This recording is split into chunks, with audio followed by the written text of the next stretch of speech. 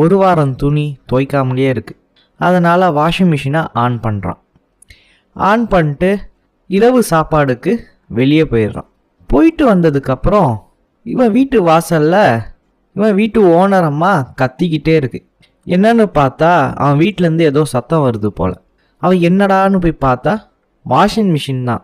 Washing machine ஏன் சத்தம் போடுதுன்னு சொல்லி பார்த்தா அவன் நேத்திக்கு பேக்கெட்டில் போட்ட அந்த கல்லை எடுத்து தூக்கி தூரம் வீசிடுறான். அது அவன் கார்டனில் போய் விழுந்துருது. இரவு நல்லா தூங்கி காலைல ஏஞ்சி வெளியே கிளம்பலான்னு பார்க்குறான். ஆனால் அவனுக்கு ஒரு ஃபோன் கால் வருது. அந்த ஃபோனை எடுத்து பேசுகிறான். பேசினா நேத்திக்கு அட்டன் பண்ண இன்டர்வியூவில் செலக்ட் ஆகியிருக்கான். அதனால் என்னைக்கு ஜாயின் பண்ணுறீங்கன்னு சொல்லி கேட்குறதுக்கு தான் ஃபோன் வந்திருக்கு.